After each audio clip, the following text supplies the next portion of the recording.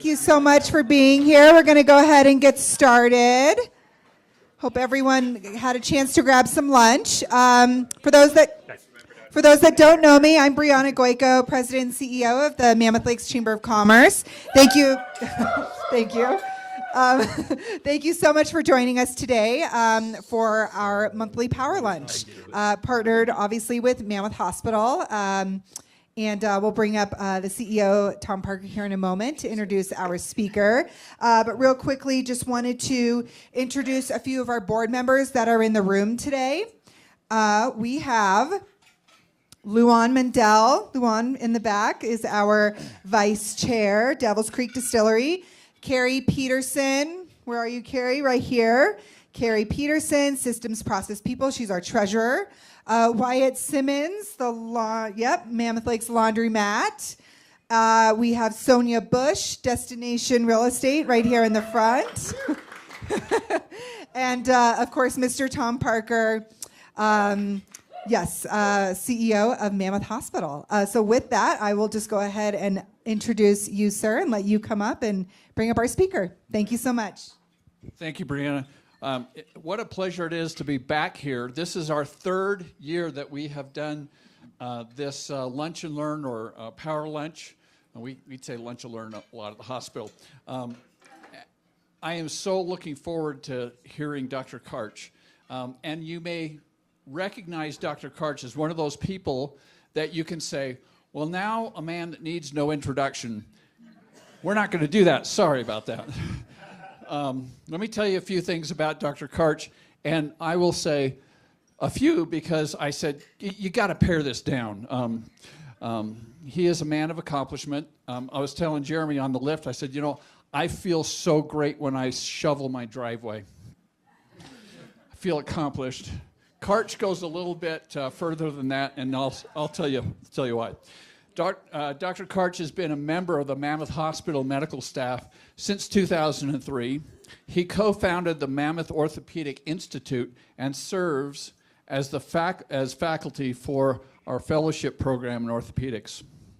Dr. Karch serves as an associate professor of orthopedic surgery at Georgetown University School of Medicine. He co-founded Mammoth Medical Missions, a nonprofit organization dedicated to providing immediate medical care in disaster or conflict areas. He was one of the first physicians on site at Ground Zero following September 11th, 2001, and has led forward surgical teams in various disaster zones worldwide. Dr. Karch has written 3 books. First one is called Tangible Heroes, the force-multiplying power of ordinary people with extraordinary impact. The second one, apropos to today, where we're going to hear about artificial intelligence, is Artificial Intelligence for the Everyday Person, Demystifying AI. That's the one I've got on my shelf. And he recently completed his 3rd book on AI ethics called The Paradox of Progress, the Roses and Thorns of Artificial Intelligence. Beyond his professional career, Dr. Karch is an avid endurance athlete, having completed 57 marathons. We're just going to pause on that for a minute.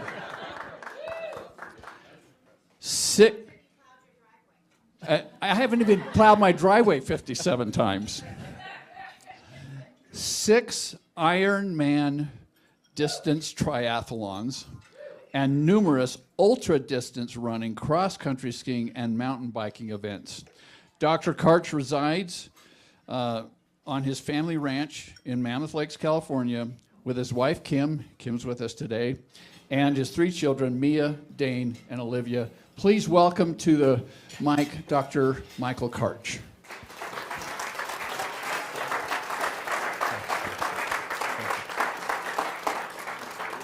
Thanks, everybody, for having me. I'm excited to be here. This is going to be really fun. We're going to learn a lot together in the next hour. All right. By the way, I usually give this in business attire, and this is so much better, guys.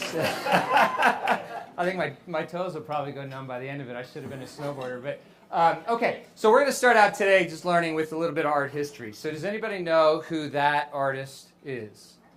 Rembrandt. Who said that? Rembrandt. A lot of dollars spent on your education. Okay. So Rembrandt, back in the 17th century, painted this first picture on the left called the Anatomy Lesson. If you go to medical school, that will be outside, almost guaranteed outside the anatomy lab. If you smoke cigars, the picture on the right, you may be familiar with that from the Masters brand cigars from back in the 70s and 80s. That's called the Draper's Guild. The picture on your left is probably the first evidence of a selfie, right? Rembrandt painted a picture of himself in a mirror, in his middle age in 1659. What do you think about the picture on the right? What year do you think that was painted in? It's a Rembrandt. What do you think? I don't know. I think it's a turquoise. Yeah, 2016. 2016. And so this is an artificial intelligence generated picture from Microsoft Azure project. And what they did was they took a bunch of data points of Rembrandt's 346 other paintings, distances between the eyes and the nose, the different color palettes that were characteristic to Rembrandt, and they asked the computer, if you were Rembrandt today, what would be the next picture you would paint? And this is called the next Rembrandt. And so, this brings us to some really interesting questions in 2025. Can a machine paint a picture? Can it become an artist? Can a machine generate a song? Can a machine write a book? Can a machine run your business better than you run your business after 30 or 40 years? Can a machine do surgery better than I do surgery 30 years into this process? And if so, who are you going to pick? Machine or person? More importantly than any of those questions, I think, is the smaller but much bigger question is, how does this make you feel? Right? Does this scare you? Does this make you think that, the end of the world is coming and machines are going to take over? Or does it excite you? Are you excited about this, that AI is going to solve all of our problems? And I think, like anything that has polarity to it, whether it's American politics, Inauguration Day, magnets, or husbands and wives, the true answer is probably somewhere in the middle. And that's what we're going to talk about today. We're going to spend a lot today really on the ethics of AI and how this business community, we can't control LA, we can't control Washington, D.C., but we can instill some ethics as this hits us in this small town. Whether you're ready or not for it, AI is here. Forgot my tools again. Stop playing. Nope, let's go back. Let me try it one more time because I really want you to see that. Where's our AI machine? Where's our, yeah. Not playing. Go back one more time. I think I want the person. There we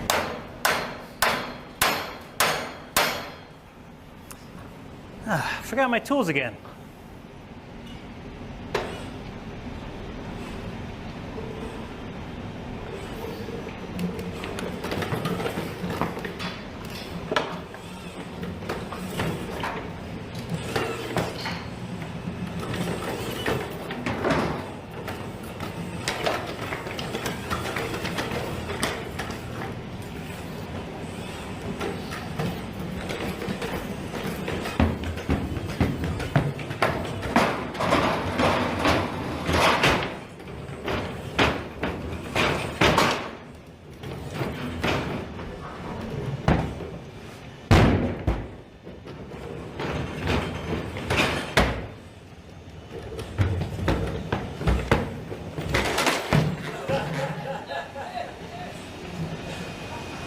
Such a show off.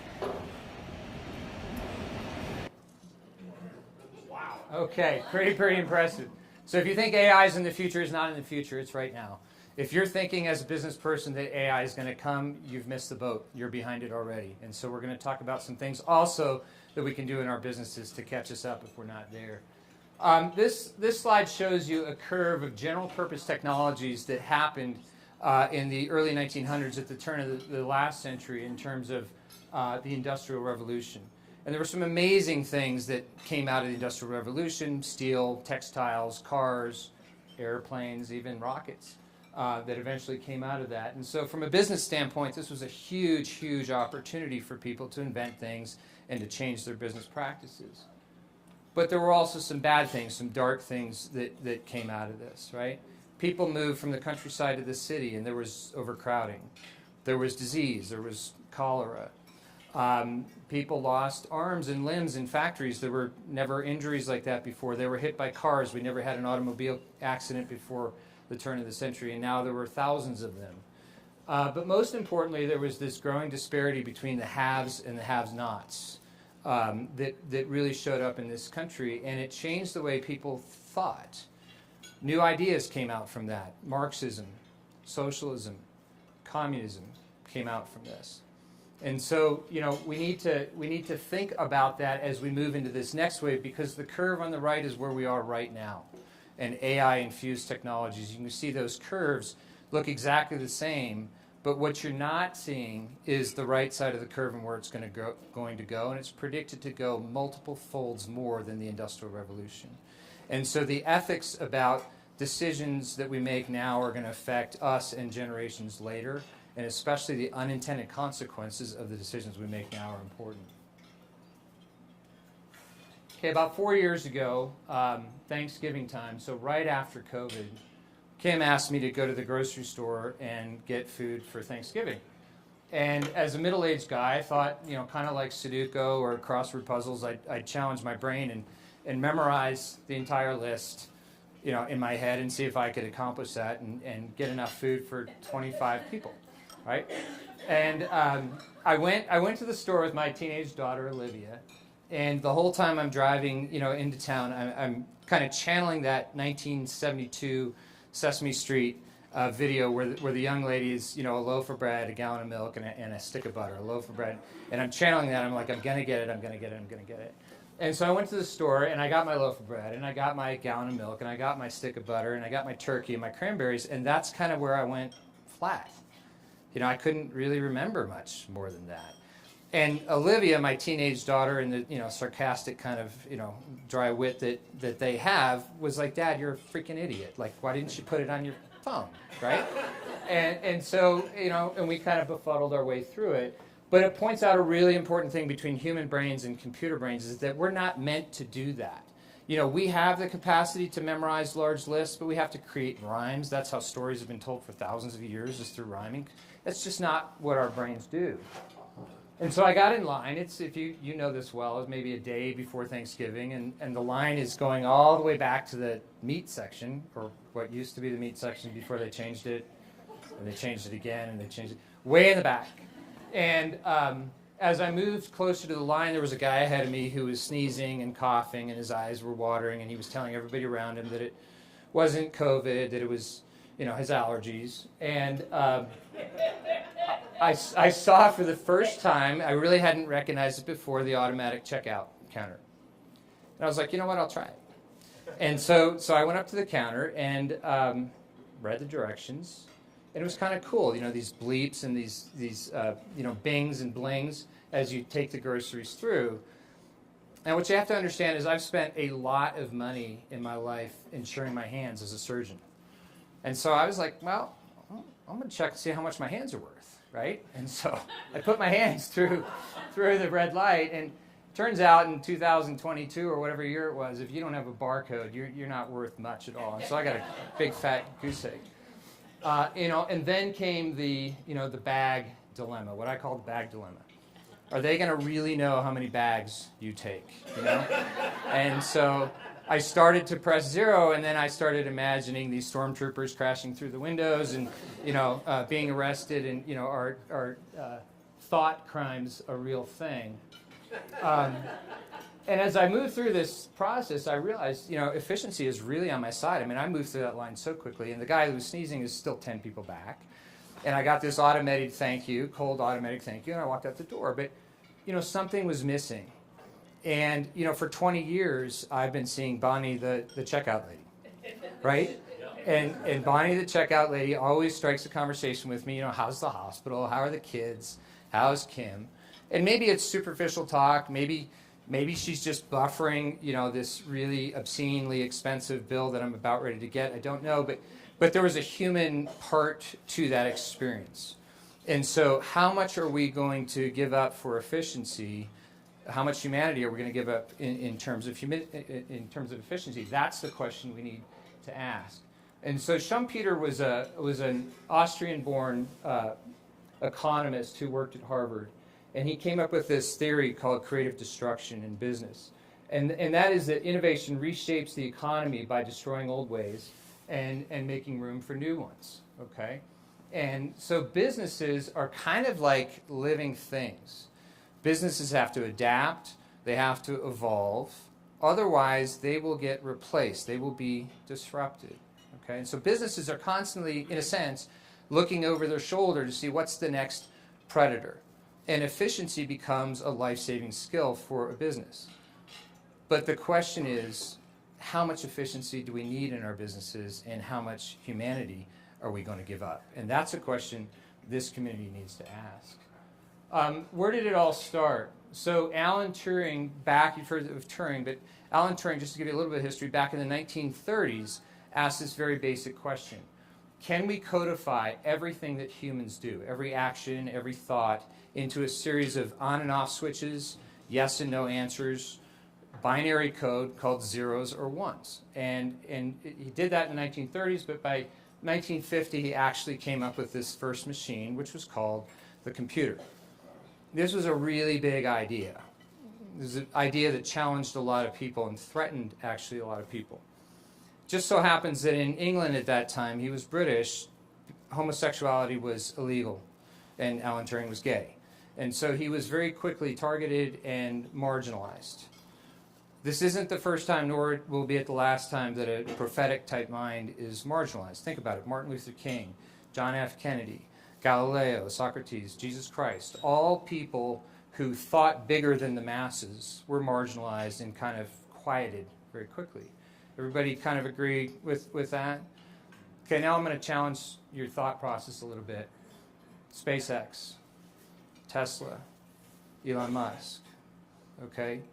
Very different. What is, whether you like the guy or not, and some days I like him and some days I don't, to be quite honest with you, what's society going to say about us when we marginalize a person who brought to us privatized space travel or an autonomous grid? A grid that right now costs this country $100 billion a year in wasted productivity. $100 billion a year, just to put this in perspective, would pay for cancer research globally for 3 years. It would pay for college education, 4-year blocks for 2.2 million students every year that we waste $100 billion a year sitting in traffic. So the masses, kind of we the people, we don't like prophetic minds. They challenge us, they say things that make us upset, and they cause some fear in us. Back to Turing, Turing died in 1941. I'm sorry, Turing died at the age of 41. It was ruled a suicide, but it's been questioned as foul play ever since. And so prophetic minds are often made to be pariahs. That's kind of what the masses do. And then we turn them into heroes years later when we, the masses, catch up. So the real question is artificial intelligence the new prophetic mind of humanity? And are we going to consider it a prophet, or will we make it a pariah because we're afraid? Okay, so what is AI? AI is simply teaching a machine to think like we think. That's all it is.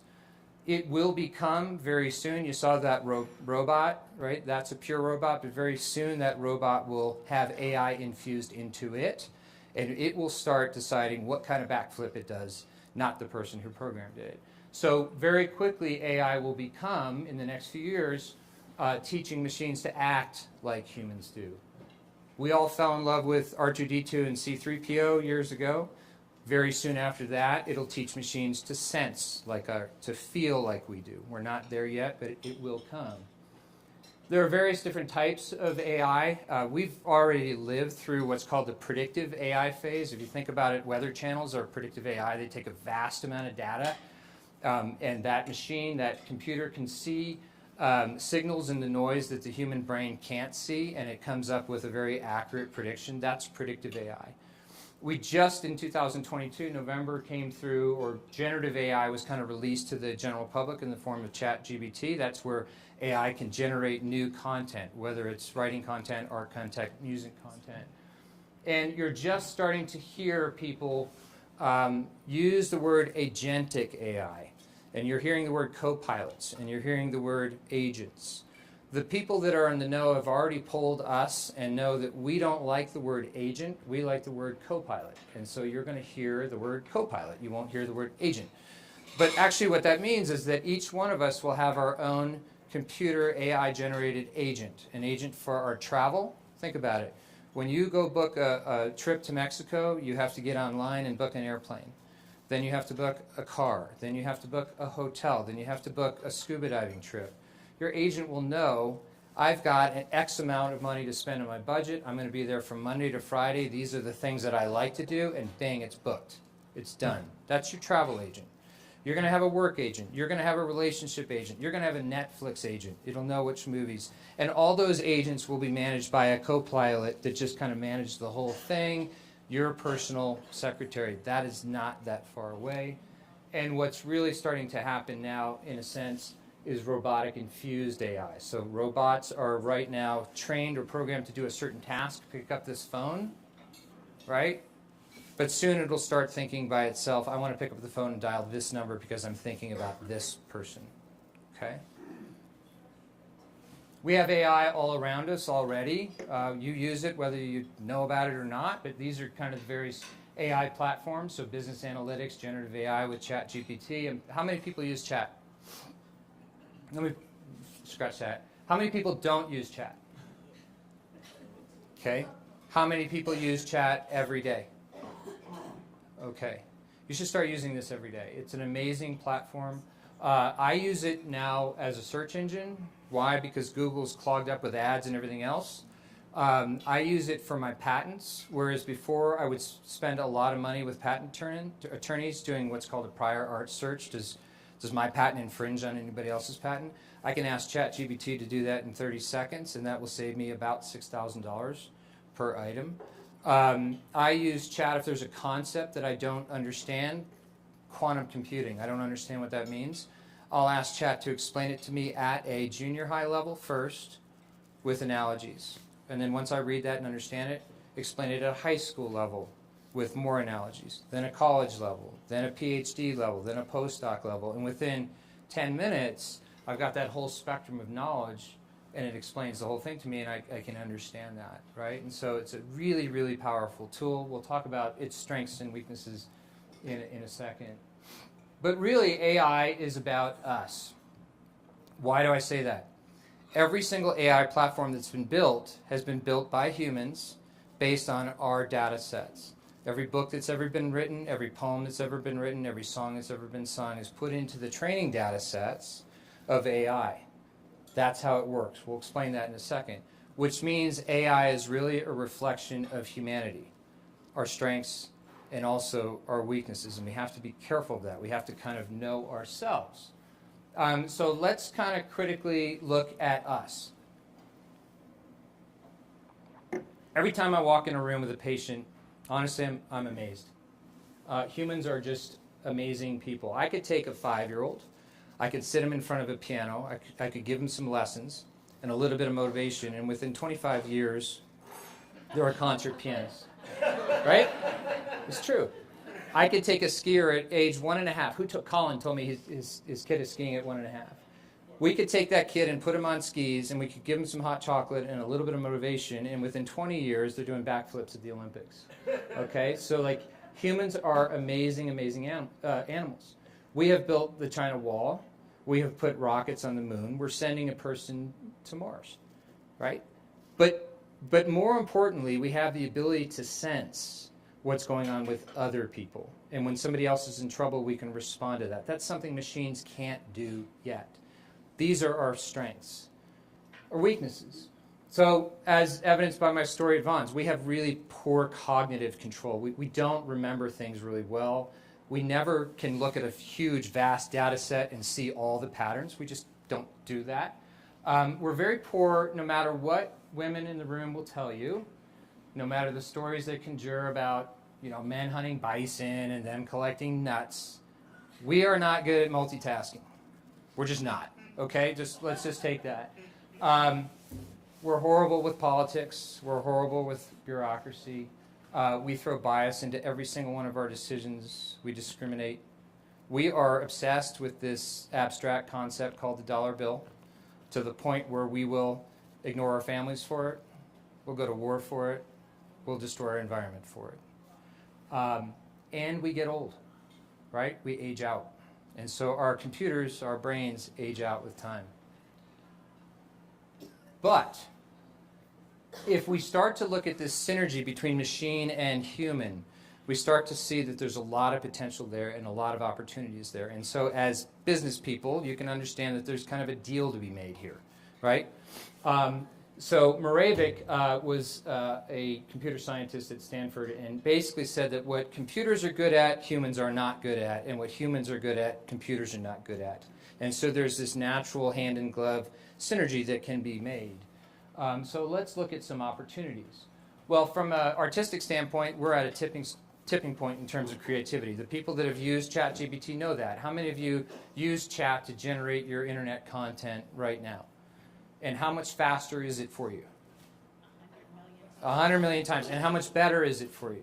10 million times. Okay, if you know how to do it, right? We're going to talk about prompt engineering in a second, but you can tailor this. And so the creativity is unbelievable in terms of what we can make.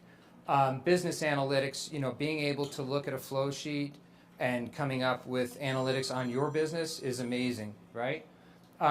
New pharmaceuticals. It costs so much money to generate a drug these days because it takes so much time. That's going to go away. And think about what that'll do for our population in terms of getting the right drugs to the right people at the right cost. Okay? Autonomous travel. We're going to talk about some of the problems with current travel, but if we can create an autonomous grid, which is not that far away, literally you could be in a traffic jam in Los Angeles, and this AI device will be able to look at that traffic jam and create alternative traffic patterns because it's collecting data on traffic and will get us there faster and increase our productivity throughout. Disaster preparedness, fire, wildfire control, and environmental sustainability. All huge opportunities for us that are coming up.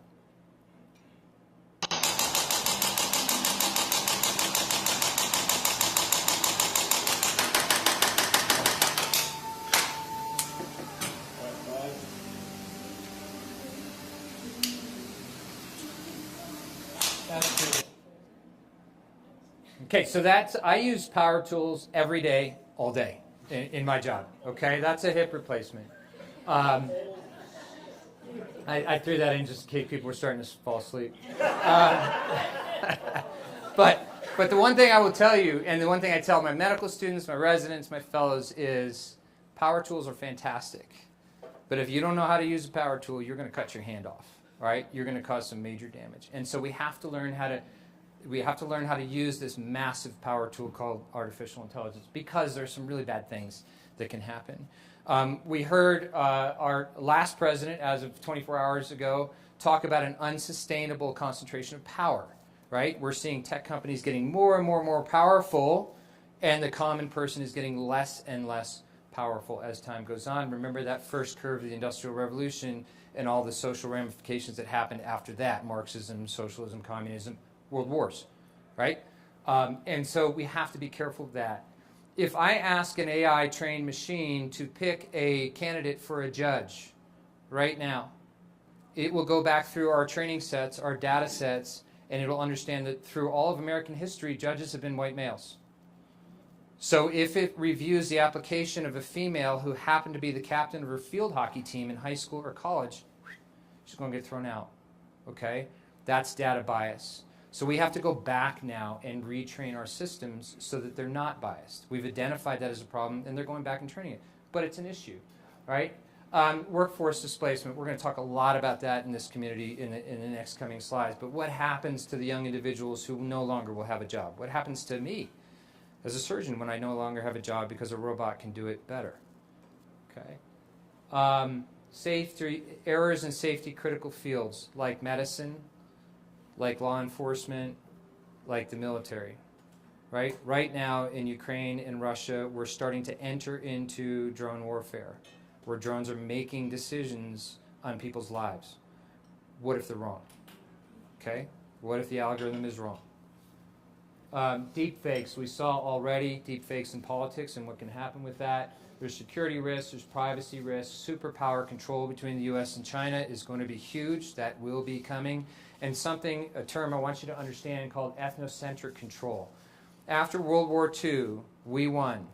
We dominated the conversation in terms of democracy across the world. There is currently now a war between China and the US in terms of tech and in terms of the amount of money that we spend on tech. It's equivalent to any war we've ever been in. If China wins this war, they will ethnocentrically control the conversation, meaning autocratic control, meaning lack of security, meaning government control. If we win that war, then our way of life sustains. This is really important stuff. This is why our government is spending so much money on chips, on control of chips, on control of media feeds, like what you saw with TikTok. Okay? All right. So how do machines learn? Well, you wouldn't be surprised to know that machines learn just like humans learn because we taught machines how to learn. So how else would we teach? We wouldn't teach them to learn how a dog learns. We would teach them how to learn like we learn. So let's go through this. There are three kind of basic ways that machines learn: supervised learning, reinforcement learning, and unsupervised learning. Let's look at supervised learning. If you were in kindergarten and you went to school, the teacher would teach you, this is an apple, this is an orange. Apples are red and round and have a stem. Oranges are orange and round and have a kind of a texture to their skin. We teach computers the same way with supervised learning. We teach them this is an apple, and we label it an apple in the data set. This apple is red, this apple is green, it has a certain roundness to it, it has a certain shape to it, it's got a stem to it. And we teach them what is an orange, and we do the same thing again. But we feed them 1 million data sets at a time, apples versus oranges. Then we put a human in the loop, and we ask the computer, we don't tell them what it is, we say, what is this object? And it says apple versus orange. And we put a human back in the loop and said, no, you were wrong. Just like your English teacher corrected your paper with a red pen, we say, no, you're wrong. This is an apple because X, Y, and Z. The computer goes and tries it again. The human corrects it again. The computer tries it again. And pretty soon, the computer knows the difference to a high degree of accuracy, what is an apple versus an orange. Translate this into skin cancer. Okay? We show the computer 1 million lesions of skin that are either benign versus cancerous. And we say, this is benign, this is cancer. The computer makes a decision, we correct it, say, no, this is cancer, this is not cancer. And after a certain number of iterations, the computer can predict better than a human, better than a dermatologist, with much less money and much less time, this is cancer, this is not. Same with breast cancer. The Denbrower study in Sweden a couple of years ago did this with mammograms and found that the computer was much better than a radiologist in picking out breast cancer, okay? For much less cost, much less errors, much less callbacks. A woman, gets a callback on a Friday, says, we're not sure, we need you to come back in on a Monday for another test. Imagine that emotional strife that causes, okay? And some of you have lived through that, okay? That goes away with supervised learning. Reinforced learning is basically like a kid goes to school and plays the saxophone, and the first note they play is a loud squeak. They get a reinforcement, that's not good. The teacher says that's not good. The kid next to him squeaks, that's not good. And so they change the aperture of their mouth. They practice a little bit, and they get a better tone, and pretty soon they're playing that instrument well. That's how reinforcement learning works with the computer. It started out with a game of Go, almost like a chess game, an Asian game of chess, and they kept on feeding back to this computer, good move, bad move, good move, bad move, until the computer beat a human. Autonomous learning is what's used in autonomous cars. It's what's used in robots, okay? And then unsupervised learning is something different. It's almost like your kid graduates high school and we send them out into the world, and they have to kind of create their own path, and they're going to make their own mistakes, but they're also going to find a different life than you or I wanted them to have, right? And so unsupervised learning, you feed them this huge, vast data set, and you say, go at it. Let's see what you find. Okay, and this is what we're doing now with the human genome. We're basically feeding it our own DNA and saying, what diseases are you seeing? What treatments are you seeing? We're doing this with pharmaceuticals. We're doing this with minerals in terms of alternative batteries. You know, what alternative minerals can we use to create a battery to use for alternative fuels, right? Better than lithium ion. So these are the three kind of basic types of learning. But the human brain also has a deeper level of learning, and that's where all of our brain circuits are connected with neurons. And so you wouldn't be surprised that computers are just the same way. Supervised learning, unsupervised learning, and reinforced learning are all connected with electrical circuits that then reinforce positive loops and de-enforce negative loops. So just like a kid learns an instrument and hears through their ears, sees the music notes through their eyes, plays with their fingers and gets different learning experiences, the computer learns on a much deeper level. Which brings us then to deep learning. You've heard of deep fakes? Deep learning. Deep learning is like a different form of learning.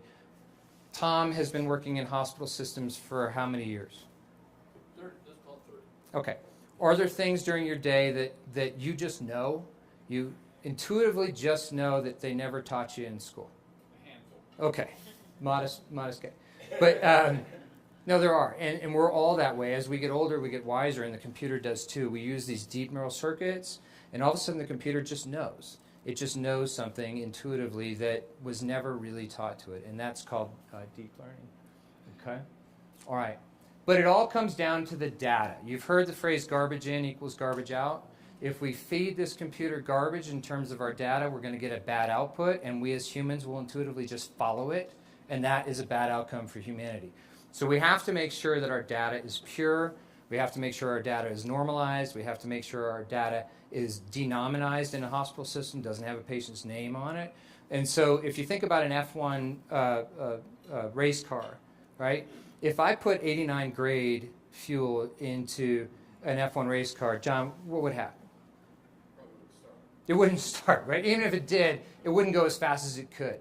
And so the data has to be pure, just like F1 fuel has to be pure in order to get a great output, okay? Which means that as business people, we're going to have to spend a lot of time collecting our data, recollecting our data, renaming our data, and we're never going to see an output until all of those things start to happen. And we'll go through some exponential curves in a second to explain that. But it doesn't happen overnight, right? What did you say to me on the lift? You said, conquering the world. What did you say? Something about business takes a long time to build.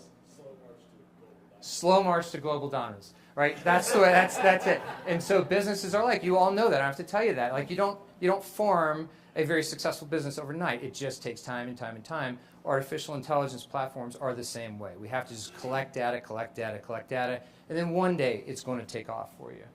Okay. How did I get involved in this? About 10 years, 11 years ago now, I co-invented something called Smart Drill, which was a early navigational device, early ideas of robotics. And I had to start reading about this. Then we started doing navigational hips at the hospital and had to kind of learn more.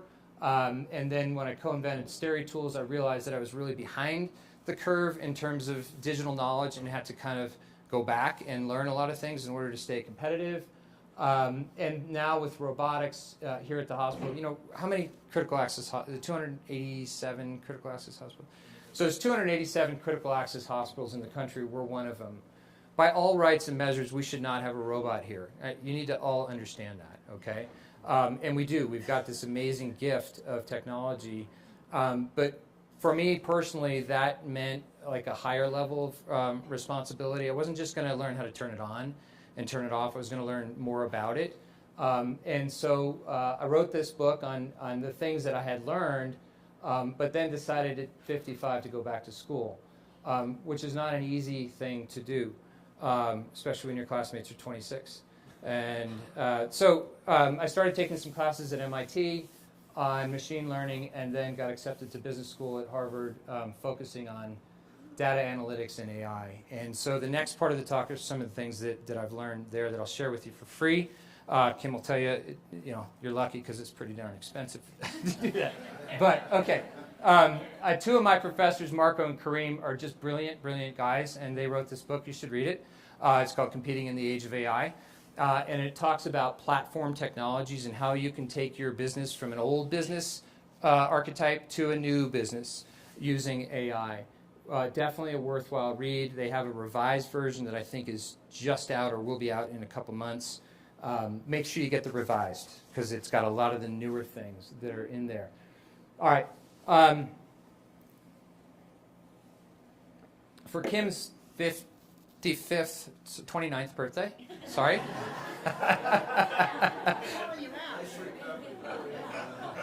She said, I want to go to Vegas and I want to drive on the track. I want to drive a Ferrari. I was like, okay, that was out of my radar, but okay, let's do that. Happy wife, happy life. And so we went down to Vegas, and you can, I don't know if you've ever done this, but you can rent a sports car for like a half an hour, and you can drive around the track with a professional driver. It's a really cool experience. Yeah.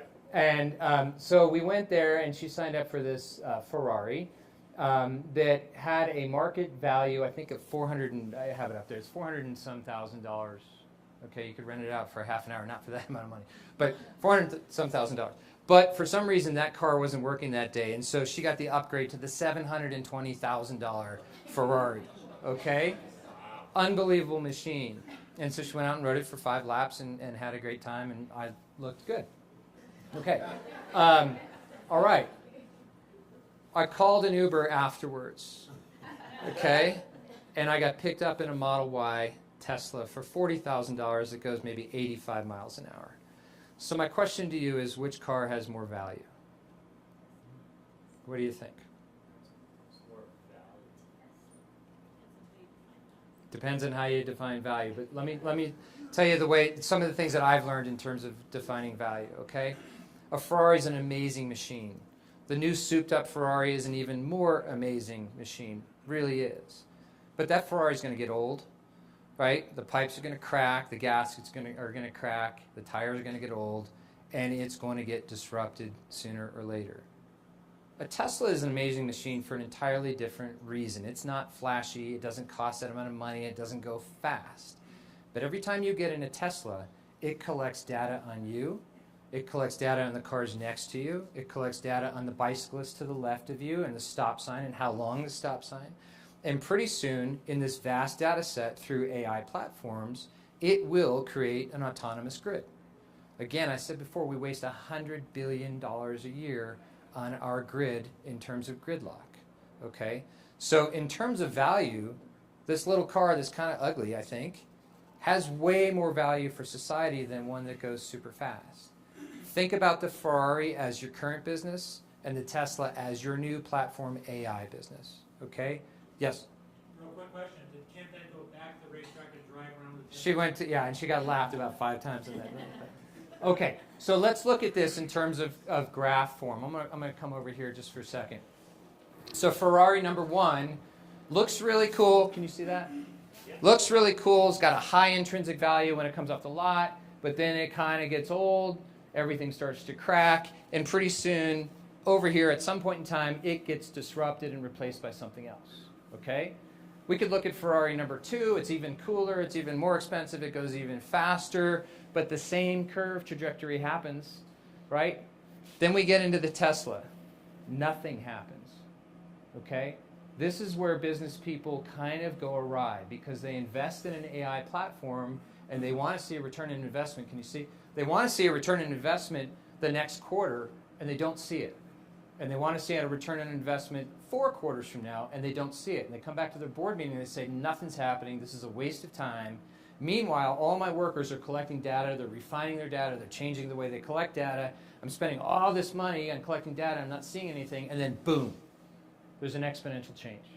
Okay? So the lesson is, when we change to an AI platform, we have to just sit and wait. Right? What did you say again? It's conquering the world one, I can't remember. Global domination, yeah, slow march to global domination. I'm going to use that.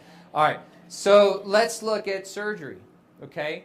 I go to medical school and residency and I learn how to do a knee replacement or a hip replacement. It's got an intrinsic value. But sooner or later, my technique gets outdated or I get outdated and I get disrupted by a younger guy that comes in. I go to a course. I learn a new technique. It's the same thing. It's just a matter of time before the same end result. Remember that mountain lion and that llama? That's you, right? That's me, okay? But what if I start using a robot? That robot collects data on every single move that I make, but more importantly, it collects data on every single surgeon in North America. And pretty soon, through AI platforms, it starts infusing all that data together, and it says to you with either a green light, yellow light, or red light, you just made this move, you get a green light. That's what 99.9% of surgeons across the world would have done with this data. Or you get a red light. Red light means either you're a freaking genius and you're doing something really novel, or you're an idiot, right? And most likely, it's the latter. Okay, so that's the power of an AI platform. It takes time. When I first started doing robotics, my case time doubled. That means I could do half the number of patients in a day. Right? It took about a year and a half just to get back to my original time. Right? So we're going to slow down when we start doing this. You have to understand that. You're a business. You own a widget. Let's call it a pen. That pen writes in really fancy ink, and you sell it, and pretty soon it gets disrupted. Then you get a new pen that writes in 3 different color inks. Same thing happens. People buy it, and then all of a sudden they're not interested anymore. What if your pen collected how people wrote, what they wrote, what words they put together? Okay, after time, it could write for you. That's exactly what ChatGPT did. It took years to develop ChatGPT. It didn't just come out in November of 22. It took years to develop that, okay? Okay. This is called the Valley of Despair. This low point when we accept an AI platform, this is called in business the Valley of Despair. And you don't want to quit in the Valley of Despair. It will come. Okay. I want to talk about 3 different things: network effect, data learning effect, and single versus multi-homing effect. A network effect is when you create an AI platform, when you collect enough data on your own business, on your own customers. The more customers you get, the more data you can collect. That's called the networking effect, all right? As soon as you collect that data and start analyzing it, you can start learning from it. That's called the learning effect. The more we learn from our data, the more we can improve our customer service, our product, whatever it is, and we start driving business away from other businesses to our business.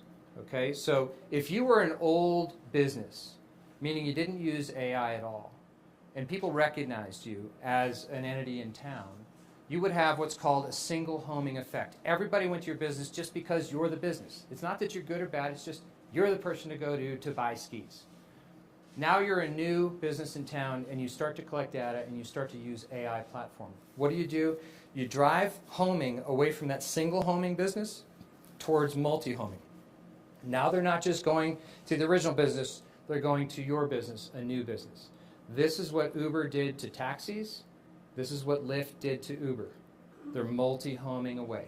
Okay, why are they multi-homing away? Because they're collecting data on their customers. They know what their customers want because they have a learning effect. They can have the learning effect because they spread their network wide enough to collect the data. Does that make sense? Okay. All right, so let's talk about David and Goliath and big businesses versus small businesses. All right, Marriott versus Airbnb. Okay, so Marriott. Everybody knows Marriott. Marriott started in 1927 in Arlington, Virginia, right across the Key Bridge. I used to live there as a hot dog and root beer stand. Okay, it was a mom and pop shop. And then they eventually got into the hotel business, but they started out with this key phrase, take care of your employees and they'll take care of your guests. That went all the way back to the hot dogs stand, okay? It had nothing to do with hotels. Their mainstay of business is consistency of quality, okay? They actually have a hotel in Bethesda, Maryland, where they just test products. They test bed sheets, they test coffee makers, and once they find the coffee maker that they feel is the best, then they put it all the way across the globe in terms of all of their locations. They don't really own hotels, they franchise hotels, okay? Which means that they'll take a hotel from Mammoth Lakes, and it'll become a franchise of Marriott, and all of a sudden it has to stay within the consistency of Marriott standards based on that testing, and they have a global reach. And so when they acquired Starwood in 2016, they were the #1 hotel chain in the world in terms of room count. I think that their valuation at that point was over $100 billion. Here's the problem, though. Every time they acquire a new franchise, whether it's in Mammoth Lakes or Bombay, India, it doesn't matter, they also inherit their computer system. And so there's no standardized way of collecting their data. And their data is really jumbled. Okay? That's their problem. That's their hang-up. Let's look at Airbnb. Started out, two guys, Chesky and Gebbia. They went to the Rhode Island Institute of Design, School of Design. When they graduated college in 2017, they moved out to the Bay Area, and they owned a small apartment. There happened to be a design conference in San Francisco that was sold out, and all the rooms in San Francisco were sold out because there was another conference going on.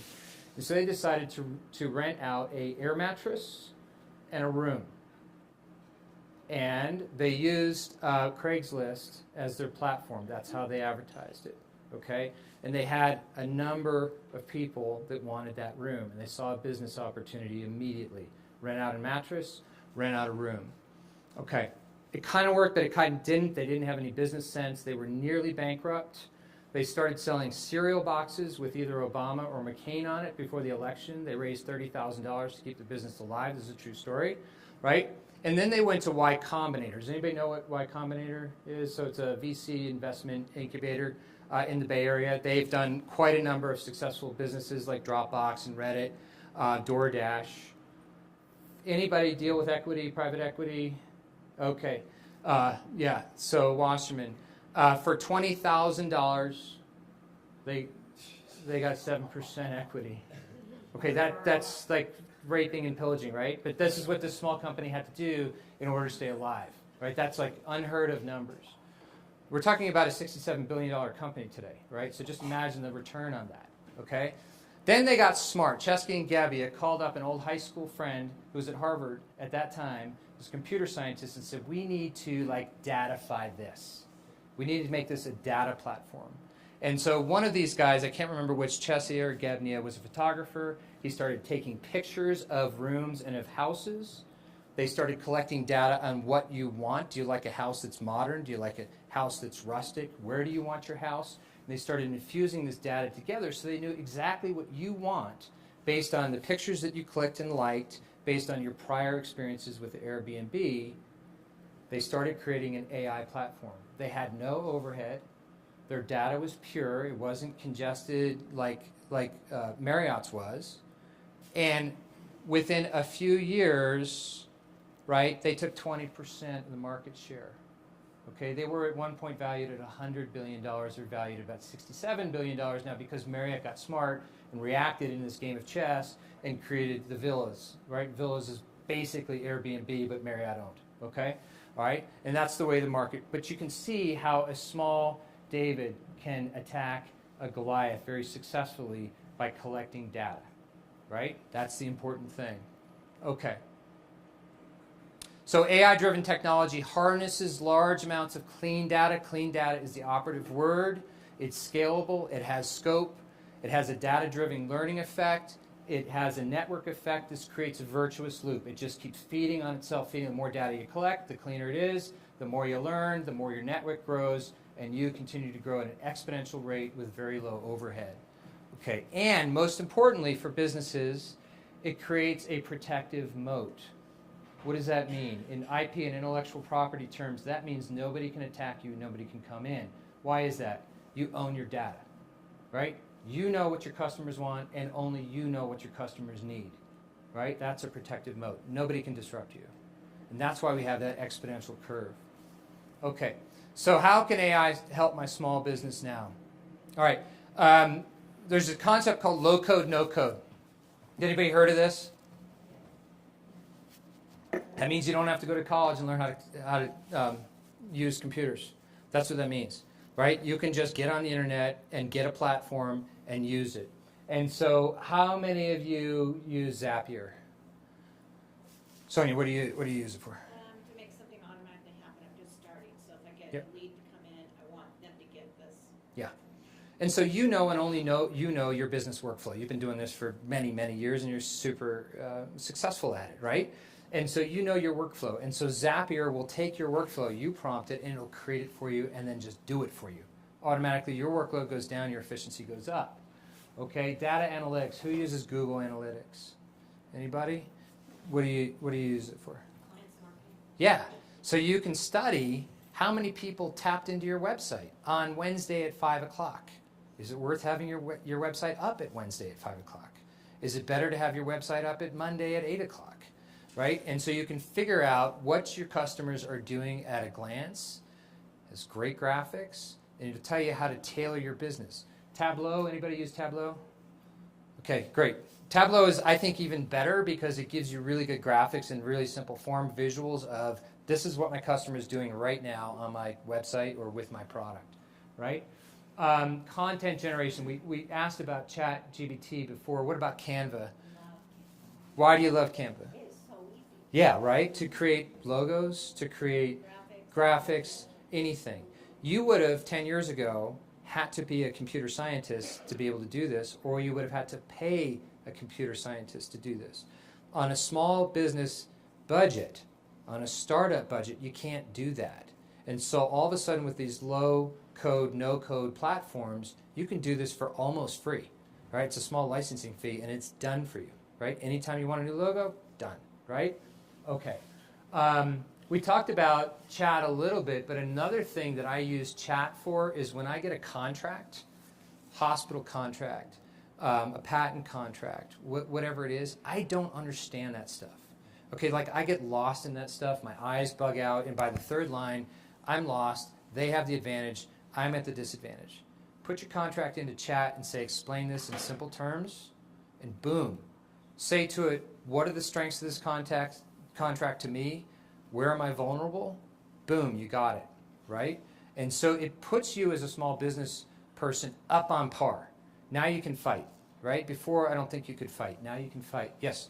One of the things that I like personally about ChatGPT for notice, we have multiple clients that service the same type of sector. So I can run my contracts through there and it will learn what I had in my first contract, and I can ask it to compare and make sure that it's all the same thing. It's so simple, right? It learns what you're telling it. Yes, it does. It learns about you, which is kind of scary. Scary, but all right, perfect. Thank you for that.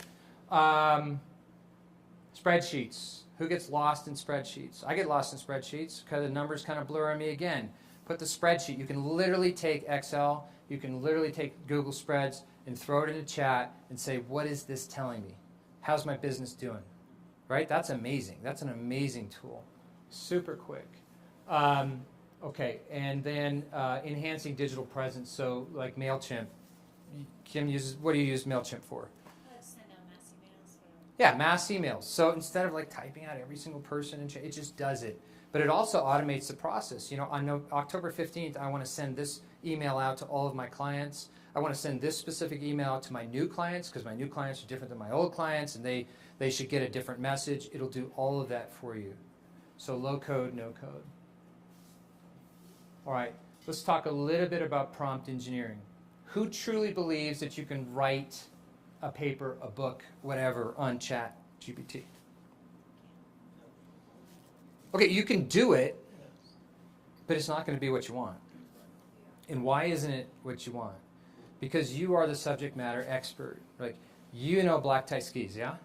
Better than anybody in the room except for one other person, maybe even better than him, right? So, you know, you can do it. If you were to write a book on black tie skis, yeah, you could do it, but it's not going to be what you want. And so you need to learn how to prompt this AI platform with all of your human knowledge to make it better. When it gives you an output, when it spits out an output, you need to actually read it. A lot of people don't because they're lazy. Read it and then reprompt it again and say, no, this is not what I wanted. This is not my experience. I want it this way. And then it puts another output. And so you just can't write a book. You just can't write a blog. You just can't do X, Y, and Z. You have to be the human in the loop, which brings up the question of hallucinations. So I started searching chat for articles on hip replacements and some of the new technology in hip replacements. And I wanted to see, recent articles in the literature on hip replacements. And it gave me about 10 articles, and then I went and looked all those up. And then the 11th article I went to look up, and it didn't exist. Okay, it made it up. Okay? Now, some people think that that's a flaw or a glitch in the system. I don't. I think it's a feature. Because if you looked at the title of the article, it's exactly the article that should be written. It's exactly the article we put our fellows on researching. Okay? So it hallucinates, yes. It creates things that don't exist anymore. Be very careful. Pay very attention to what it's telling you. Put in, 10 new items that I want to sell in my business. 8 of them already exist, but 2 of them don't. Start looking at that really closely because somebody else will, right? You're onto something. Okay. And then there's this concept that we always need this human in the loop, this subject matter expert in the loop. Okay, I want to look just briefly at healthcare and show you some things that are going to be happening because it is a business and it does affect all of us. And my toes are going numb in my ski boots right now. All right, so value, we talked about value before. Value is actually defined as outcome over cost. There's actually a definition to it. It is a fraction. So the greater our outcome, the lower cost, the more value we get. Okay, let's look at American healthcare.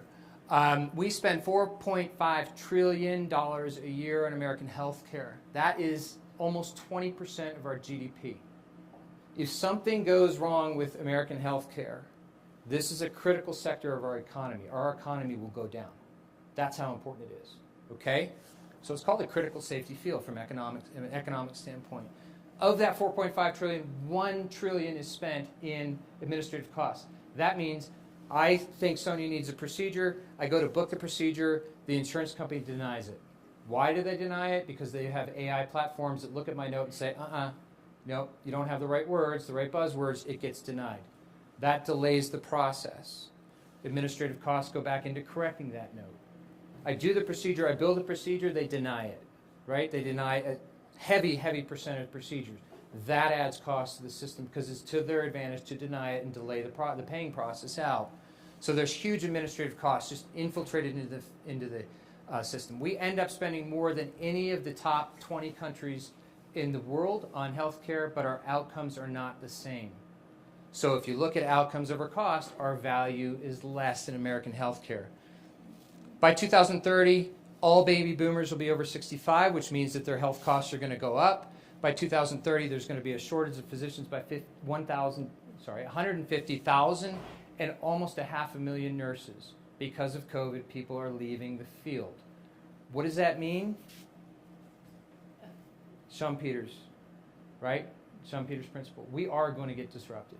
Healthcare will be the #1 sector to be disrupted with AI because AI can make us more efficient in so many different ways. Okay, right now we're beta testing an AI platform that's called Ambient AI. So I walk into the room and I see a patient, and instead of me spending an hour and a half to 2 hours every day after my workday dictating these notes, this AI platform listens to the conversation and automatically puts it into a note. Okay, it saves me an hour and a half a day, which is kind of amazing. But there's more to it. Because we talked about the $1 trillion a year in administrative costs. Very soon that platform will link up downstream processes, meaning it will then take my note and code it. It'll take my note and bill it. It'll take my note and create a defensive paragraph to the insurance company to say, no, you need to pay for this. Okay? You can't stall us any longer. So all of these things are kind of coming and it'll take that $1 trillion wasted money and reduce it to some extent. Personalized medicine. So right now we're in a reactive phase. You get sick, we treat you. How about treating you in a proactive phase? These are your genetics. This is your exercise profile. This is your diet profile. These are the things that you need to do so that you actually live to 85 with a quality of life, right? So personalized medicine, not shoebox medicine. We talked about AI diagnostics with radiology and breast cancer and skin cancer already. Regenerative medicine is going to be huge in the next decade, actually taking tissue and regenerating organs so we don't have to do organ transplants. Okay? That's going to be huge. Genomic mapping is going to be huge. I never want to talk about investing, never listen to a doctor when it comes to investing. But Biosensor technology is going to be revolutionary. How many people have a smartwatch on right now? Okay, how many people carry an iPhone right now? If you actually take the time later today and press on the Heart app on your iPhone, you will see it's collecting an enormous amount of biometrics on you that you don't even know about. Right now, if I see a patient that needs a hip replacement, I'll take their phone with their permission, I'll hit the heart, and I'll see what is the asymmetry of their gait. It'll give me a percentage, right? Percentage, because it's collecting that data on them. Then I'll go to the operation, and the first post-operative check, I'll take their phone again, and I'll see that that percentage of asymmetric gait actually got worse because I made them worse. But 8 weeks later, when they're recovered, I'll look at that data again and say that their asymmetry is 0. And so I can look at that. Physical therapists can look at that. You can look at that. That's all on your phone right now. All right? You don't even know it. All right? They're collecting data on you. All right, let's keep going. I want to talk just a little bit about digital twins. This started out with wildfire control.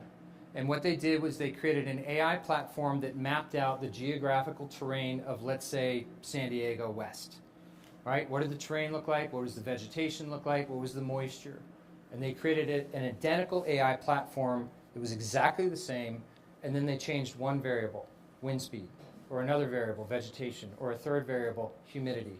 And they saw which way the wildfire through this AI platform would track, and then they could put manpower into that output. Does that make sense? Digital twins? All right. Digital twins in medicine. I can take you, right, and I can say, here's your genetic makeup, here's your diet makeup, here's your exercise makeup, and create an AI-generated twin of you. For 30 years, I've been trying to get people to quit smoking, and they never listen. I've been trying to get people to lose weight, they never listen. Now I can show them, this is what you're going to look like 10 years from now, 20 years from now, 30 years from now if you keep smoking. They're going to listen to that. They can actually see it. That's a digital twin. We can use digital twins in business. We can test a new product on a digital twin. We can test a new price on a digital twin. How does it react? What's the output that we can't predict? So this means there's an extreme amount of record bottom or reverse curve. Can you get it from that side there? So reverse curve. So we're going to use the robot to correct that. Okay? Okay. So I want to talk a little bit about data outliers and what we call edge populations. It doesn't matter if it's in medicine or in your business, it's the same thing. Edge populations. This is a lady, I got permission from her, by the way. This is a lady who is 4 feet 10 inches tall. She's from Guatemala. Okay, so she is genetically short. Okay, she has what we call recurvatum, reverse curve of the knee, meaning her knee bent backwards 27 degrees. Now, if you think about my robot and the data sets that it was trained on, it is trained on North American humans, the genetic line. People from 5'7" to 6'2". It is trained not on short people, right? And it is not trained on people that have knees that bend backwards. So when I used my AI-infused robot, it gave me data that was wrong. That's pretty scary. Again, critical safety fields, medicine, police, law enforcement, and military, okay? I knew it was wrong because I've been doing this for 30 years, okay? So I was able to correct that and come up with... Okay, so we had that knee that was grossly unstable and bent all the way back here, and now with the robot we're able to straighten that leg out, and it doesn't bend into record bottom, reverse curve, and it's much more stable for her, right? That's the advantage of the robot. Okay. Good. So I was able to come up with an excellent output because I've been doing it for 30 years. And so this human in the loop is really, really important. It doesn't matter if it's in business or in medicine or anything else. The human experience has to be part of this. The machine might kick out data that doesn't make sense. And if you're just blind to it, if you're lazy, we're going to have some bad outcomes. All right, so there's this constant feedback between us and the machine, human and the machine. There's synergy. It shouldn't just be one-sided. And with that, we can get some pretty darn good outcomes that we've never, ever been able to get before, okay? This is 6 weeks after a knee replacement. Were you doing this 6 weeks after a knee replacement? I didn't have the knee replacement. I know, that was a trick question.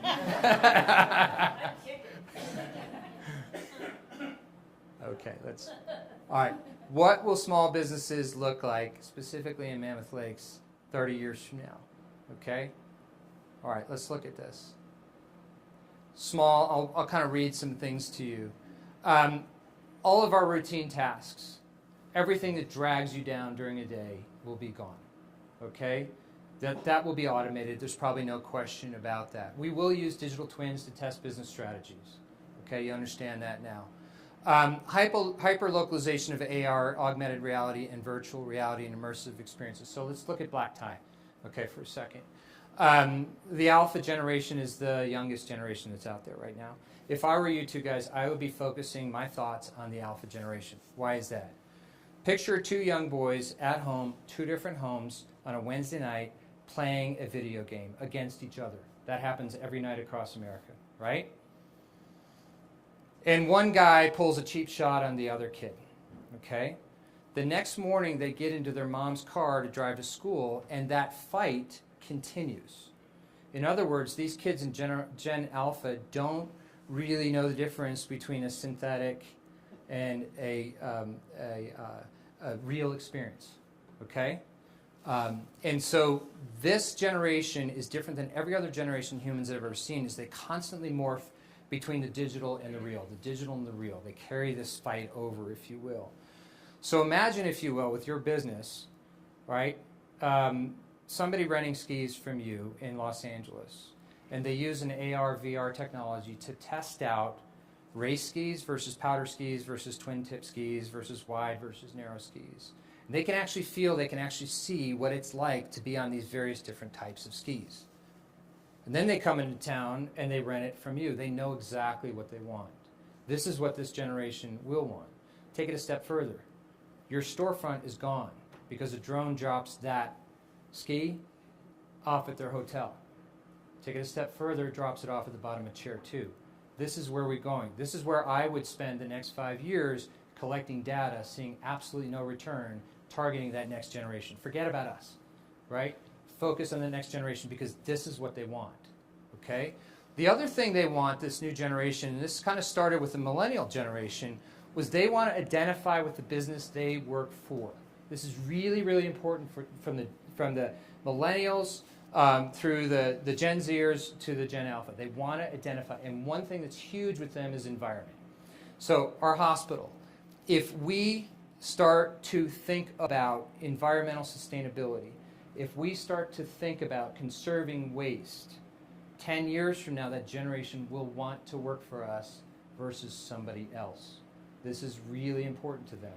This should be really important to us. It should be part of our long-term strategy. Borderless commerce and 3D manufacturing. Who says manufacturing has to happen in China? Why couldn't it happen here? Right? It could.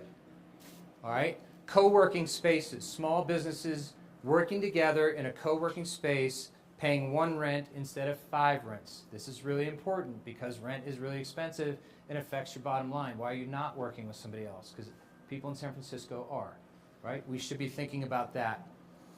Again, sustainability, renewable energy, decreased waste is going to become more and more important.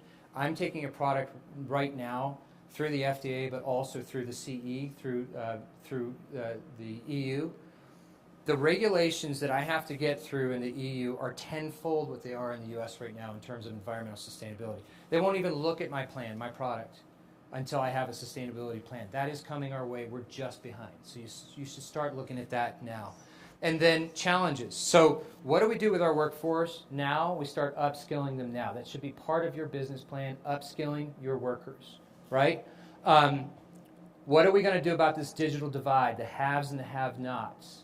If you're a business that can't afford or is not interested in learning about AI, you will be gone. You will be disrupted. There's no question about it. So we can't afford in this small town to have this digital divide where businesses exist in Silicon Valley and they exist in Boston, they exist in San Diego, but they don't exist here because we will be overtaken, right? Cybersecurity is going to become huge because every time one of us taps into a computer, we make ourselves vulnerable. And finally, fees to big tech. How much are we willing to pay? How much are we going to pay to big tech to get access to this data? Why don't we just collect it ourselves? It's cheaper. It's better. You create that moat.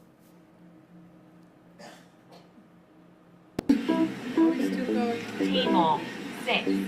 Dear customer, your food is on. First, tray. Ah, that looks good. Looks delicious. Thank you. Thank you. Enjoy your meal. I just call him Kitty because you see her face is a kitty. She's my assistant.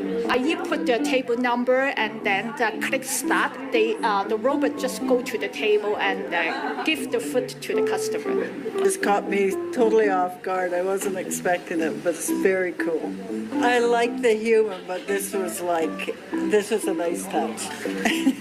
They'll come just to see that. Yeah, that's true. I think that'll be, the future. I like that, but it's like it is a little bit impersonal, though. Enjoy your meal. You will see me again if you order more. Bye.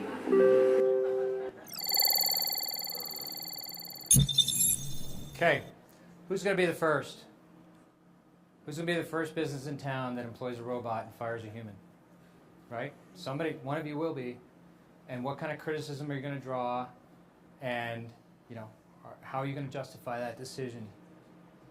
A human employee, this is based on 2024 data, costs a server in California cost the business, $24,000 a year. If you add benefits into it, it's $31,000 for every employee that you have. Okay? That robot costs $15,900. Okay? A human employee works 40 hours a week at best, times 50 weeks, that's 2,000 hours per year. A Bellabot, the robot, has a 100,000 hour lifetime before it fails. Okay? So basically, one Bellabot equals 50 years worth of human work. That's $15,000, $16,000 versus $1.5 million. Okay? So the Bellabot represents a significant 100-fold value proposition. So who's going to be the first? Right? Because it makes sense. And you're off by 20,000 employees. Yeah. Or 20,000 to each of those. Yeah, that's right. Okay? Because here's the deal. Right? Michelle Lane hired my first daughter. My first daughter in her first job serving tables. Right? She also hired my second daughter. Nikki Lee employs one of my daughters right now. Dave Schatt employs my son, or employed my son in his first job. And there are incredible skill sets that we all had the opportunity to learn from in our first job, serving tables, right? Bussing tables, bartending, customer service, working with other people, working at cash register. All of that's going to be gone when the Bellabot is 100 times more efficient than the human. So we can't control LA, we can't control Washington, D.C., but how are we as a business community going to deal with this? I don't have the answer to that, right? We're all going to have to figure this out, but this is real, right? If we take out the legs of our young people in terms of their working skills, we have taken out our community, period. There's no question about it. We're gone, okay? And so this is really what I wrote my book about, was the paradox of progress, in talking about, yes, when we progress, when we innovate, when we invent something, it's great. There are huge advantages to innovation, but we have to think about the negative things as well. It's a yin and a yang, and we as a community have to come together and come out with what's the best choice for us, okay? And I think we're small enough and, frankly, smart enough and powerful enough to do that the right way if we think about it now, okay? One of my other professors, Neely, she's fantastic the way she thinks, but she specializes in change behavior. And how do you take your company, your idea that I want to take my company into an AI-generated platform company, and how do you change the ideas of your employees? How do you get people to go along with that? Because it's a lot of work to do this. Okay, and she creates this qubit. And the qubit has a y-axis and a x-axis on it. And so on the x-axis is simply, I can do this. I have the ability to do this, period. On the vertical axis is buy-in. And buy-in really comes down, from an employee standpoint, is how does it benefit me? That's really what it's about. Okay, that's why people buy in. And if you do that little qubit, you'll find that people, yourself included, fall into one of these four categories. If I strongly feel I have the skill sets and the intellect to do this, and I have a lot of buy-in, I really want to do this for my business, I'm going to end up in that top right category. I would imagine most of you as business owners are going to end up in that what we call inspired category. But how do you get everybody else there? And so she talks about these various levers that we can use to move people, like chess pieces, honestly, to get to a higher percentage of inspired. And so if I had a disengaged person, this is a person in my business who's really smart, has a lot of skills, but they just don't want to do this, okay? We have somebody at the hospital who is incredibly intelligent, but he's at the end of his career. He's probably going to retire in the next 2 years. He wants absolutely nothing to do with this, okay? So he is low on the buy-in, high on the I can do this. You know what I'm talking about, right? Okay, so, right? And so, you know who I'm talking about. All right, so how do we move, like a lever, like a chess piece, him up into that category? We incentivize. That's one way. We continue this conversation. We continue to show the long-term benefits of doing this, not just to him, but to the whole community. So we communicate and we use incentives. What about the person, and this is where I was. I clearly fell into this category before I studied learning this. I felt like I understood the value in this. I had, kind of this high buy-in, but I didn't have the skill sets to do it. I mean, I went to residency. When I was in residency, this is when the computer generation boomed. I was working 120 hours a week. I missed it. Like, I had a tough time logging on. I mean, I really did. I screwed up, passwords every single day. It was the most frustrating thing for me because I knew I was falling behind, and I had to literally go back to school on my own and then formally to learn this stuff. And so, how do you do that? You give them skills, you give them support. It's doable, right? And then you've finally got this person who's oppressed. They don't have any buy-in, and they don't think they can do it. That person honestly might either fall off the bandwagon, to be just perfectly honest with you. They might be that certain percent. They estimate it's about 20% that just will not progress forward with AI. Maybe that's the person. Or you give them skills, you give them support, and you move them like a chess piece, either up vertically or to the right, and then you move them up into the inspired category, okay? So really genius stuff that she's done. I would write down her name. She writes a lot of papers on how do you take a business and turn it into an AI platform business. Whatever we do, however we do it, we have to have what's called AI governance. That means no matter if your business is one person or 500 people or a couple thousand people, we have to do this in the right way. That means that we have to have a vision plan for where tech is going to be in the next 1 year, 2 year, 5 year, 10 years. We have to know where we're going. We have to have a North Star. Otherwise, we're going to get lost in this. We're going to buy one tech here. We're going to buy another piece of tech here, another piece of tech here. None of them will communicate. We can't collect the data. We don't have that learning effect. We don't have that network effect. We don't have the virtuous loop. And we basically spent a lot of money for a lot of shiny things that don't work. So you need to have this vision plan and make sure all of your tech communicates and works together. We need to have a budget, a separate budget for tech. Okay? We all have budgets, but we have to have this separate budget. I'm going to allocate this amount of money to tech each year, no more, no less. Okay? And finally, we have to create these tech, what we call multilingual teams.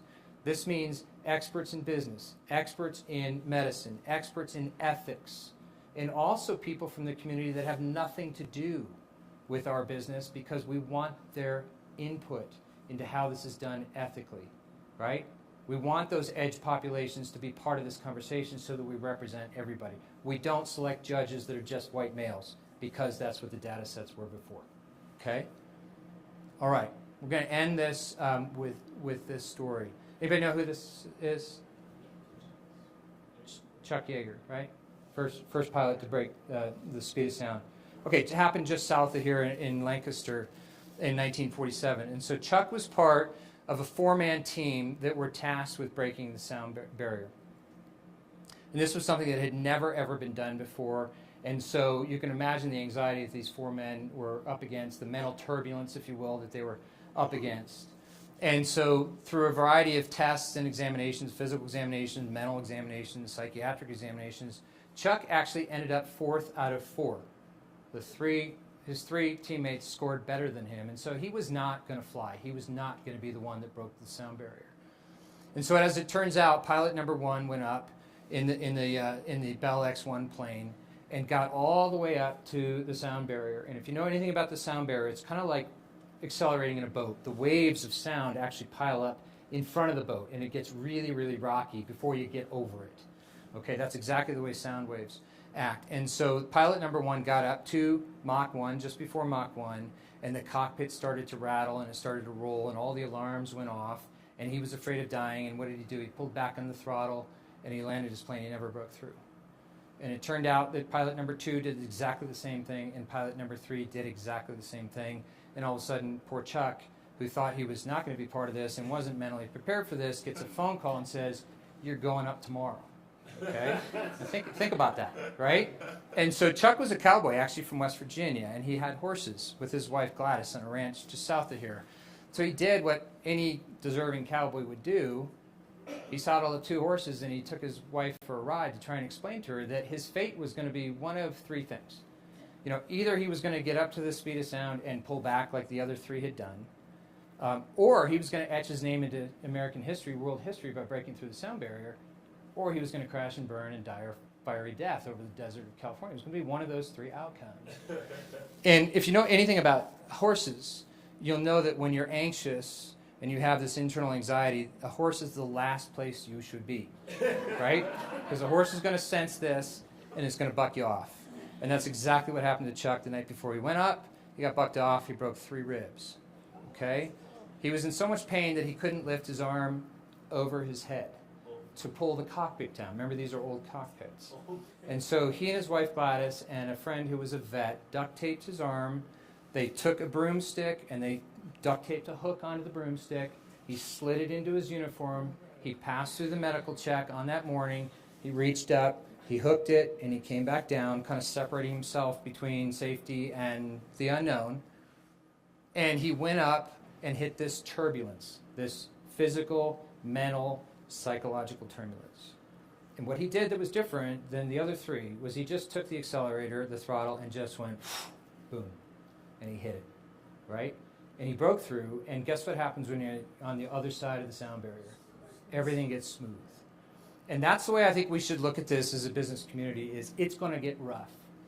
It's going to get rougher before it gets smoother. You're going to adopt some of these platforms. They're not going to pay off. There's going to be no return on investment. You're going to question it. There's going to be ethical issues that hit this community.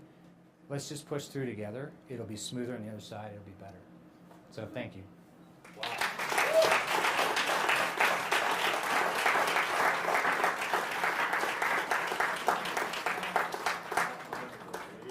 Sorry, that was long. Questions?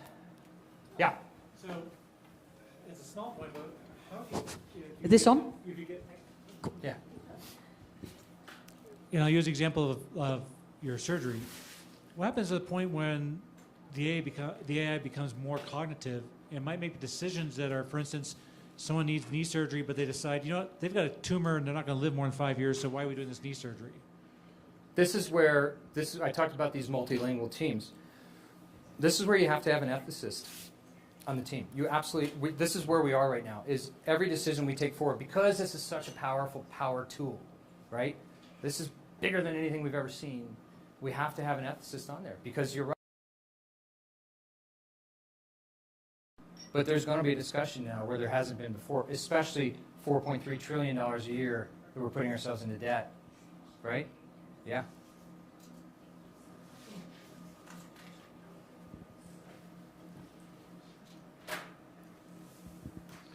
Thank you. Great talk. Chad with On Track Construction Management. The example you gave with robots being employed, I guess my challenge is going to be to the business community is when these things do come into play, what kind of value are we going to bring to the customer? And I think that's a bigger question. It's a bigger question. Somebody else try. What do you think? So what kind of value, I'll just repeat it for everybody, what kind of value are you bringing to the customer by bringing robots into the workforce? We're going to make more money as business owners. Yeah. But how do we pass that down? Well, you're in construction. If you were to redesign my deck, how long would it take you? Honest answer. We'll have it done. We'll have it done by the time the snow flies, right? Okay. But robots can work 24/7, right? So there's value there, I think. Robots don't call in sick, you know. Robots they don't have to eat, they don't have to take lunch breaks. There's a lot of advantages to this. They don't need housing, and housing is our biggest issue in this community right now. I don't know if anybody would argue with me, but I think it's our biggest issue right now. And so they don't need housing. They could be stored stacked up like, like books. And but what's the downside, right? The downside is you're not employing a high school kid that learns how to build, right? That learns how to take instruction, that learns how to honestly pick up trash at the job site every day at 5 o'clock and clean up after themselves, that learns how to use a power tool so they can build a house one day themselves. And so this is something you're going to struggle with because the numbers won't make sense to hire the human. Okay? But there's more to it. This is what I was trying to say with Bonnie, the checkout lady. And this is where we're going to have to decide. It's not any different from checking out in real estate. You go to Zillow, you can find houses, you can set up a search. Yeah. I mean, the human touch, like Bonnie at Vaughn's, I think that's a big differentiator, and we need to keep that in mind. As a realtor, anybody can go to Zillow and find a house and see what they think their house is worth. I like to say the A in Zillow stands for accuracy, but that's a joke. But my point is, the human touch is needed. So I'm worried about the robot, because that lady even said, "Oh, the lady, didn't talk to me." So I don't know where the balance is. I don't either. And when I wrote that book, I intentionally started out with the goal of I don't want to answer any questions in this book. I just want to pose what's out there and make people think and make people talk about this and come up with the best. I don't have the best answer. You don't have the best answer. Maybe they don't. Right? Right? Yeah, and I'll just say from an energy lens, which of course I look at everything from as like, AI and crypto, the amount of energy required to power this, and then the justification of, our environmental and sustainability, like that seems out of line to me. So it's something that will have to So glad you mentioned that, Pam. So California, again, becomes this unique bird in the world. Okay, think about this. We are leading the charge in the world, definitely in this country, but in the world in terms of environmental sustainability. Our goal is by 2035 to get to, no combustible vehicles. All right, great goals, okay? But our grid is already tapped out, okay? It goes down with regular frequency at this point. AI using chat is 100 times more energy intensive than using email, okay? If you look at the number of people that engaged chat when chat first came out and still today, there's a vast majority sitting in California because we think differently sometimes than other parts of the country. We're willing to take that chance. We're willing to do something different, all right? Most AI startups in the world exist in 2 places, San Francisco, San Diego. They also exist in Boston and some other places, but there's a high concentration of AI startups in this state. So we're running up against these deadlines that we've created for ourselves. We've got a grid that's already tapped out, and now we're adding this energy intensiveness of AI. Where are they going to clash? Now, AI also has the capability to solve a lot of our environmental problems by becoming more efficient. And so I think that the curves may actually end up in our favor, but we're going to go through some mental turbulence, Chuck Yeager, in the next few years, figuring this out right here in the state. Yes? So I wanted to talk a little bit about the value to customers as well as with environmental. So I'm an archaeologist. I work in the environmental sector in California. And while I don't think that there can be a replacement for the field archaeologist because our industry is very nuanced, there's arguments saying that can be replaced. I don't believe it can. But when it comes to the back end of reporting to federal, state agencies, local agencies, a lot of our work feeds into a larger environmental document. And those documents are very formulaic. And I work in the utility industry largely. And so some of the work that we do, the environmental documents can be thousands of pages long. There's no reason for that. The data that's actually driven by our work is what's important. And the way that we approach a project from a mitigation standpoint during construction is important. So we have these conversations all the time in our sector.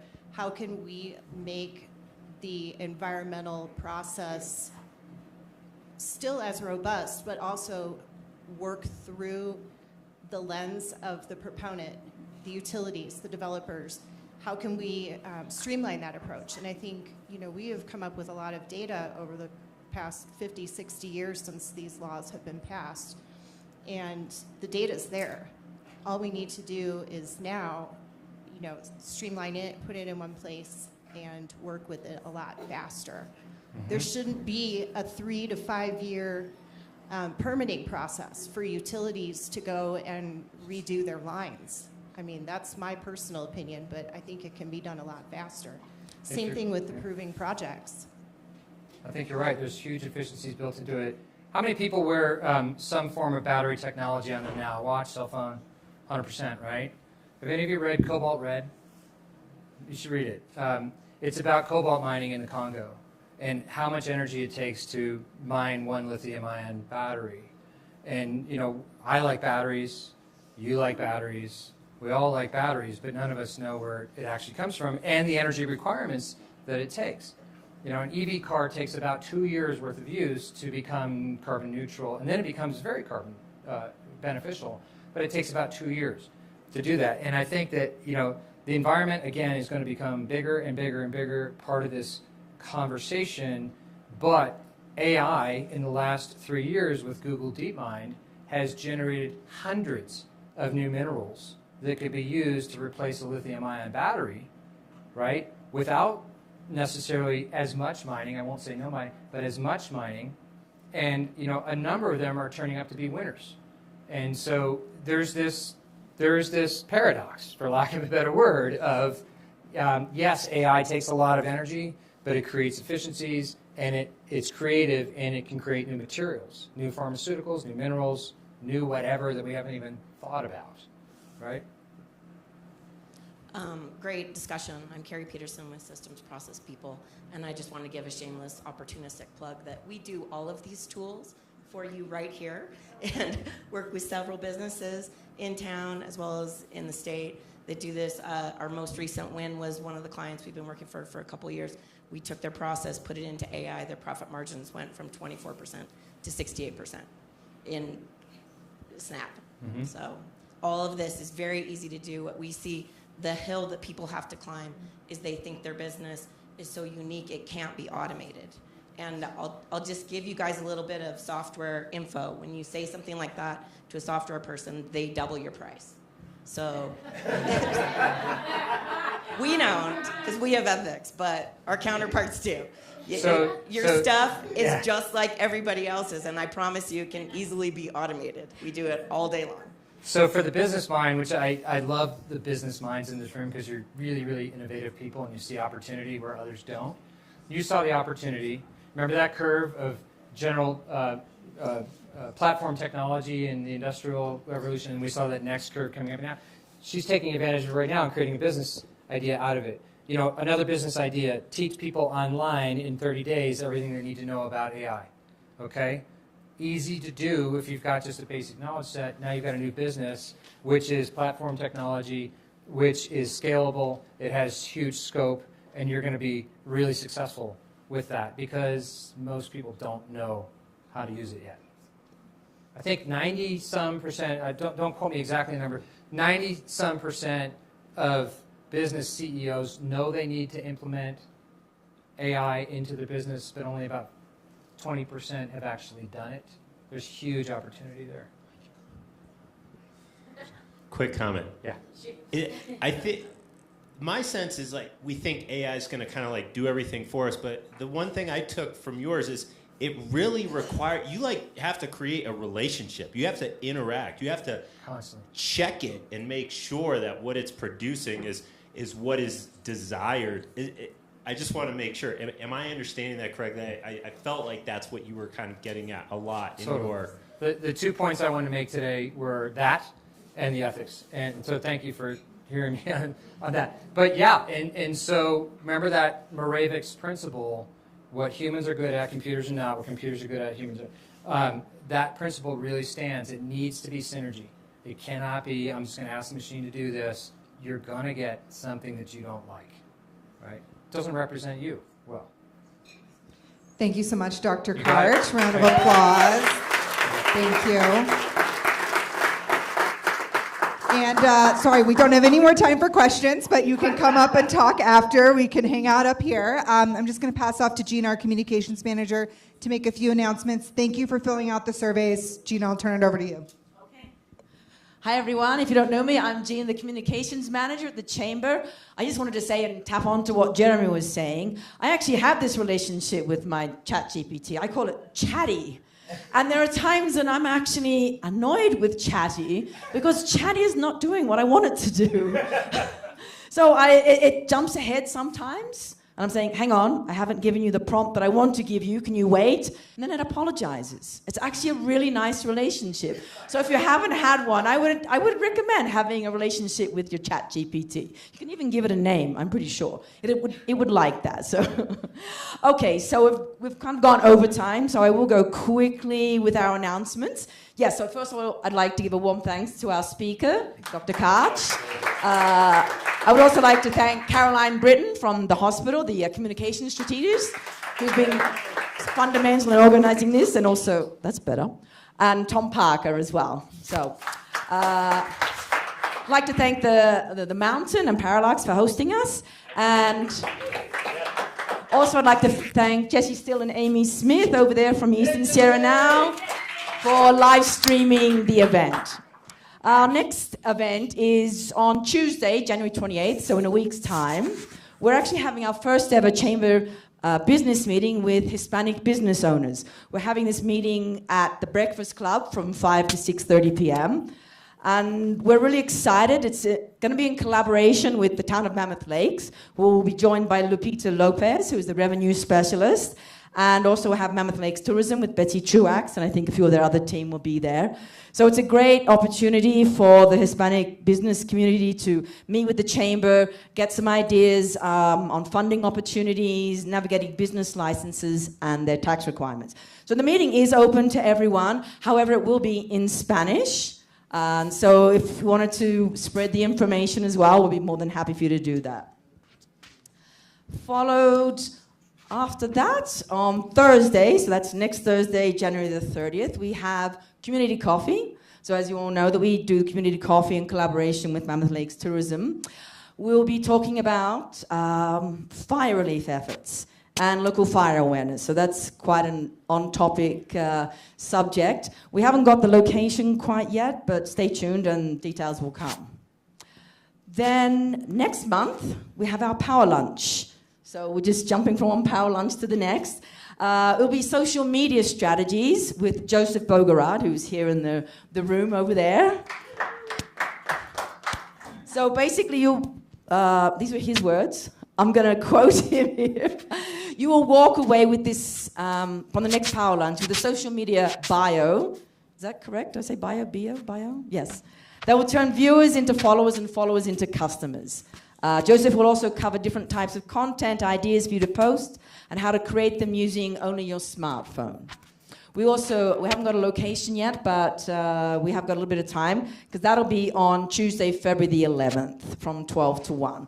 So look out for our social media, our newsletter, and other communication outlets. And I'll quickly move on. So in April, the Chamber will be hosting our annual spring job fair. That's workshops and the job fair. The date of the job fair is Wednesday, April the 30th, that we do at the local high school. Leading up to the job fair, during the month of April, we'll be having weekly workshops at the high school. And to do that, we need business professionals, business owners who enjoy working with youth and can engage with them. So we'll need lots of volunteers. So we'll be reaching out to people through various channels. So we just wanted to keep, for you to keep that on your radar. And I think I can skip the rest because we've been here long enough. So I just wanted to have a quick plug. So I've been making some changes to our website. So there you'll find new things like our strategic goals, your chamber membership, and maximizing your membership benefits, and we'll be continually updating that. So every now and again, if you haven't been to our website for a while, just pop back and have a look. And if you want to give me any feedback, I'm open to that as well. So thanks everyone for coming, and enjoy the rest of your day.